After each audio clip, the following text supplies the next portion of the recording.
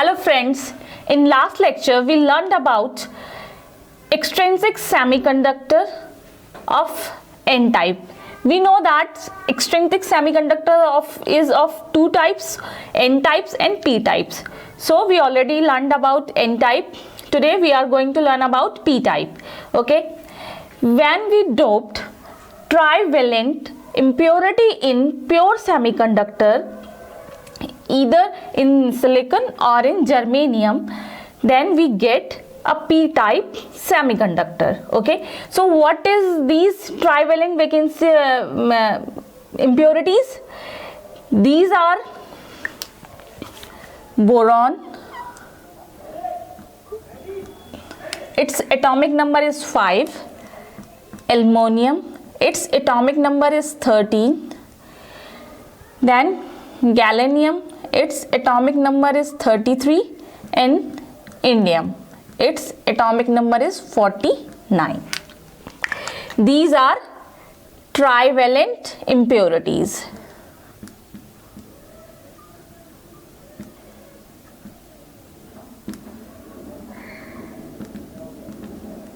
Okay, trivalent मतलब जिनके last यानी कि बैलेंस शेल में 3 इलेक्ट्रॉन्स होते हैं. ठीक है, अब सिलिकॉन के लास्ट शेल में कितने होते हैं और जर्मेनियम के 4 होते हैं. ठीक है, और ये जो ट्राइवेलेंट इम्प्योरिटीज है इनके लास्ट शेल में 3 इलेक्ट्रॉन्स होते हैं. तो ये 3 इलेक्ट्रॉन्स सिलिकॉन या जर्मेनियम के 3 इलेक्ट्रॉन्स के साथ कोवलेंट बॉन्ड बना लेते हैं, लेकिन एक जो इलेक्ट्रॉन है सिलिकॉन या जर्मेनियम का वो रह जाता है क्योंकि इनके पास सिर्फ 3 ही इलेक्ट्रॉन्स होते हैं लास्ट बैलेंस शेल में. ठीक है, तो वो जो इलेक्ट्रॉन रह जाता है उसका जिसके साथ बॉन्ड बनना चाहिए, वो जो वैकेंसी रह जाती है इलेक्ट्रॉन की, वो होते हैं होल्स. ठीक है, तो पी टाइप जो सेमीकंडक्टर्स होते हैं उसमें क्या होते हैं, मेजॉरिटी में होल्स होते हैं. ठीक है, अब मान लीजिए अगर सिलिकॉन के साथ आपको डोप करना है किसी इंप्योरिटी को, सिलिकॉन का एटॉमिक नंबर होता है 14, तो इनमें से कौन सी इंप्योरिटी हम लेंगे. ठीक है, लास्ट लेक्चर में भी मैंने बताया था कि जो भी एटॉमिक साइज सिलिकॉन के ऑलमोस्ट बराबर होगा हम ऐसी इंप्योरिटीज लेते हैं. बहुत ज़्यादा कम या बहुत ज़्यादा बड़े एटॉमिक साइज की इंप्योरिटीज नहीं लेते, ऑलमोस्ट सेम लेते हैं. तो इस केस में हम कौन से लेंगे, एल्युमिनियम लेंगे. ठीक है, अगर हम जर्मेनियम लेते सेमीकंडक्टर जिसकी इसका 31 होता है. ठीक है, 32 होता है एटॉमिक नंबर, तो हम लेते हैं गैलेनियम क्योंकि उसका कितना है 31 है, ऑलमोस्ट सेम है एटॉमिक साइज. ठीक है, ऐसे ही सिलिकॉन के केस में लेंगे एल्युमिनियम. ठीक है, तो सिलिकॉन के साथ हम लेंगे एल्युमिनियम क्योंकि दोनों का ही एटॉमिक साइज ऑलमोस्ट सेम होता है. ठीक है, और जर्मेनियम के केस पे लेंगे गैलेनियम को. ठीक है, इसका 32 होता है, इसका 31 होता है, तो साइज जो है ऑलमोस्ट सेम होगा. तो एक इंपॉर्टेंट बात ये है. ठीक है, सेकेंड चीज, अब आपके नंबर ऑफ होल्स ज्यादा हो गए. अब होल्स हैं यानी कि वैकेंसीज हैं, तो उन वैकेंसीज को क्या चाहिए, उनको चाहिए इलेक्ट्रॉन. ठीक है, तो इस टाइप की जो इंप्योरिटीज होती है इनको बोलते हैं एक्सेप्टर. इनको एक्सेप्ट करना होता है इलेक्ट्रॉन को. ठीक है, तो इस टाइप की इंप्योरिटीज को एक्सेप्टर इंप्योरिटीज कहते हैं. ठीक है, थर्ड, अब कितनी एनर्जी चाहिए, जो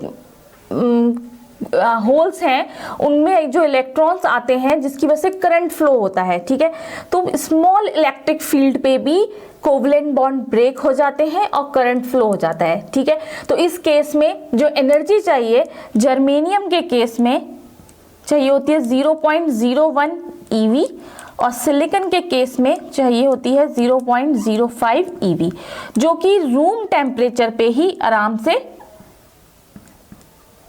अवेलेबल हो जाती है.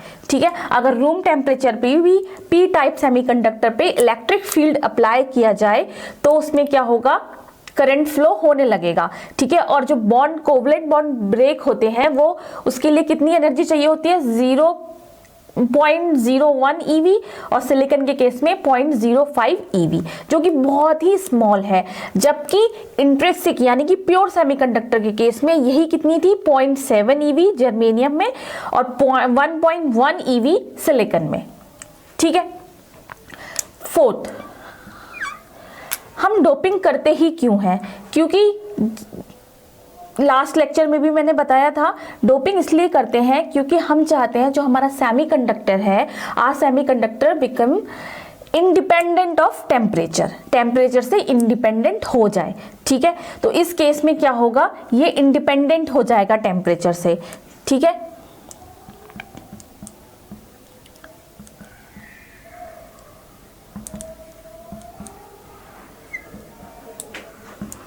और किस पे डिपेंडेंट हो जाएगा, ये डिपेंडेंट हो जाएगा ऑन डोपिंग। डोपिंग इंक्रीज होगी तो करंट फ्लो इंक्रीज होगा। ठीक है। और डोपिंग डिक्रीज होगी तो करंट फ्लो डिक्रीज होगा। तो टोटली जो पी टाइप सेमीकंडक्टर है वो किस पे डिपेंडेंट होगा, डोपिंग पे। ठीक है। और किससे इंडिपेंडेंट हो जाएगा, टेम्परेचर से। उस केस में टेम्परेचर वेरी करने पे भी कोई करंट में वेरिएशन नहीं आएगा। ठीक है। अब करंट फ्लो होता कैसे है, रीजन क्या होता है? एन टाइप सेमीकंडक्टर में जो करंट फ्लो होता है वो क्या होता है, जो फ्री इलेक्ट्रॉन्स होते हैं उनकी वजह से होता है। ठीक है। जैसे ही इलेक्ट्रिक फील्ड अप्लाई किया जाता है तो उसके अपोजिट डायरेक्शन में सारे इलेक्ट्रॉन फ्लो करने लगते हैं। ठीक है। और करंट किस डायरेक्शन में होता है, इलेक्ट्रिक फील्ड के ही डायरेक्शन में होता है, क्योंकि करंट हमेशा इलेक्ट्रॉन फ्लो के अपोजिट डायरेक्शन में होता है। तो ये तो बात हुई एन टाइप की। अब पी टाइप में करंट कैसे फ्लो होता है? ठीक है। तो मैंने लास्ट लेक्चर में ये बताया था कि जो होल्स होते हैं, होल करंट कैसे फ्लो होता है। होल करंट फ्लो होता है कोवलेंट बॉन्ड ब्रेक होने से। ठीक है। उसका कंडक्शन बैंड में कितने इलेक्ट्रॉन्स हैं उनसे कोई मतलब नहीं है। बैलेंस बैंड के इलेक्ट्रॉन जो कि कोवलेंट बॉन्ड में होते हैं, जब वो जंप करते हैं, एक बॉन्ड से दूसरे बॉन्ड पे जंप करते हैं। मान लीजिए ये सिलिकॉन एटम है। ठीक है।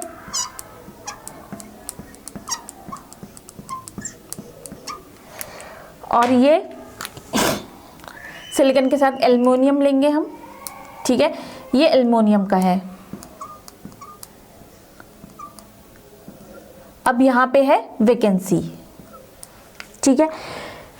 तो जो ये इलेक्ट्रॉन है, जैसे ही थोड़ी सी भी एनर्जी मिलती है, सिलिकॉन के केस में 0.05 एनर्जी मिलती है, जो कि इलेक्ट्रिक फील्ड अप्लाई करने पे ही मिल जाती है, तो उस केस में क्या होगा, एक कोवलेंट बॉन्ड ब्रेक होगा। ये मान लीजिए ये ब्रेक हुआ, यहाँ पे भी और एटम्स होंगे, तो ये ब्रेक हुआ और ये जंप कर गया इस वैकेंसी में। और अब जो वैकेंसी ये थी वो कहाँ पे क्रिएट हो गई, यहाँ पे क्रिएट हो गई, और ये इलेक्ट्रॉन मूव करने लगा। ठीक है। इलेक्ट्रिक फील्ड मान लीजिए इस डायरेक्शन में लग रही है। ठीक है। इलेक्ट्रिक फील्ड मान लीजिए इस डायरेक्शन में लग रही है, तो क्या होगा, होल इधर मूव हुआ, होल मूव हुआ इधर। ठीक है। जिस डायरेक्शन में इलेक्ट्रिक फील्ड होगी, होल उसी डायरेक्शन में मूव होगा और इलेक्ट्रॉन उसके अपोजिट डायरेक्शन में मूव होगा। ठीक है। तो इस केस में क्या हुआ, होल इधर मूव हुआ, इलेक्ट्रॉन इधर मूव हुआ, और वो कौन सा इलेक्ट्रॉन था, वो कोवलेंट बॉन्ड के ब्रेक होने से जो इलेक्ट्रॉन मिला वो था। ब्रेक भी नहीं हुआ एग्जैक्टली, इसने केवल एक प्लेस शिफ्ट की। जैसे ही थोड़ी सी एनर्जी मिली, इसने जाके दूसरी वैकेंसी में चला गया और यहाँ पे वैकेंसी हुई। ऐसे ही बहुत सारे एटम्स होंगे, तो वो भी ऐसे जंप करते रहेंगे, और जिसकी वजह से क्या होगा, करंट फ्लो होगा। और उसका रीजन क्या है, उसका रीजन भी इलेक्ट्रॉन्स ही है। ठीक है। बेसिकली जो एक्चुअली जो होता है वो इलेक्ट्रॉन्स की वजह से ही होता है, लेकिन अपेरेंटली क्या फील होता है कि होल्स मूव कर रहे हैं और उसी डायरेक्शन में करंट मूव कर रही है इन पी टाइप से सेमीकंडक्टर। ठीक है। ये समझ में आया आप लोगों को? अब 7th पॉइंट क्या है, 7th पॉइंट ये है कि जो करंट, अब इस केस में भी कुछ कोवलेंट बॉन्ड ब्रेक होंगे, क्योंकि रूम टेम्परेचर पे प्योर सेमीकंडक्टर के कुछ ना कुछ कोवलेंट बॉन्ड ब्रेक होते हैं, और कहाँ चले जाते हैं, फ्री इलेक्ट्रॉन्स कंडक्शन बैंड में चले जाते हैं, और होल्स किस में रह जाते हैं, बैलेंस बैंड में। ठीक है, तो वो होल्स होंगे, प्लस जो ये ट्राईवैलेंट इम्प्योरिटी ली है इसके होल्स होंगे बैलेंस बैंड में, और कुछ फ्री इलेक्ट्रॉन्स होंगे जो कि रूम टेम्परेचर पे कोवलेंट बॉन्ड के ब्रेक होने से किसमें चले जाएंगे, कंडक्शन बैंड में। जो करंट फ्लो होगी 90% जो करंट फ्लो होगी वो किसकी वजह से होगी, ट्राईवैलेंट इम्प्योरिटी के जो होल्स हैं उनकी वजह से, ठीक है। और 10% किसकी वजह से होगी, 10% होगी जो कोवलेंट बॉन्ड के ब्रेक होने से होल्स क्रिएट हुए हैं, holes created by breaking of covalent bonds, ठीक है। थर्मली जनरेटेड भी बोल सकते हैं इसे,